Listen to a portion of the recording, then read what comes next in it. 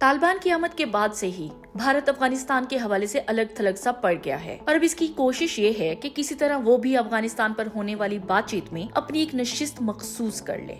भारत में 10 से 11 नवंबर को अफगानिस्तान पर दिल्ली इलाकाई सलामती के हवाले से मुज़ाकरात हुए, जिसमें शिरकत से पाकिस्तान और चीन पहले ही मौजरत कर चुके हैं। वाज़ेह रहे कि भारत की जानिब से दिल्ली समिट में तालिबान या अफगानिस्तान की नुमाइंदगी के लिए कोई मौजूद नहीं। अफगानिस्तान के बारे में दिल्ली में होने वाली कॉन्फ्रेंस में ईरान, काजाकिस्तान, किर्गिस्तान, रूस, ताजिकिस्तान, तुर्कमेनिस्तान और उज्बेकिस्तान शरीक हुए हैं। ये कॉन्फ्रेंस एक ऐसे वक्त में मुनक्किद की गई जब पाकिस्तान जुमेरात को इस्लामाबाद में रूस, चीन, अमेरिका और तालिबान के साथ ट्राइका प्लस का इजलास मुनक्किद कर रहा है। रवा माह के शुरू में ही पाकिस्तान ने भारत की मेजबानी में होने वाले मुज़ाकरात में शिरकत से इनकार किया था। पाकिस्तान की कौमी सलामती के मुशीर मोईद यूसुफ ने गुज़श्ता हफ्ते ऐलान किया था कि वो इजलास में शिरकत नहीं करेंगे ताकि वो अफगानिस्तान में भारत के मनफी किरदार के खिलाफ एहतजाज दर्ज करवा सके। इस दावत को ठुकराते और भारत को खित्ते में अमन बनाने वाला नहीं बल्कि बिगाड़ने वाला करार देते हुए उन्होंने इस्लामाबाद में एक प्रेस कॉन्फ्रेंस के दौरान सवाल के जवाब में कहा था, एक स्पॉइलर पीस मेकर नहीं बन सकता। मैं नहीं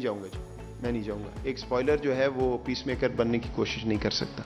अब देखना ये है कि भारत इस समिट से क्या मकासद हासिल करना चाहता है। भारत जानता है कि वो अफगानिस्तान के मामले पर अलग थलग पड़ चुका है और चाहता है कि इस मामले में इसकी भी अपनी कुछ हैसियत बरकरार रहे। लिहाजा ये कॉन्फ्रेंस खित्ते में भारतीय कमजोर पोजीशन को सहारा देने की एक नाकाम कोशिश है।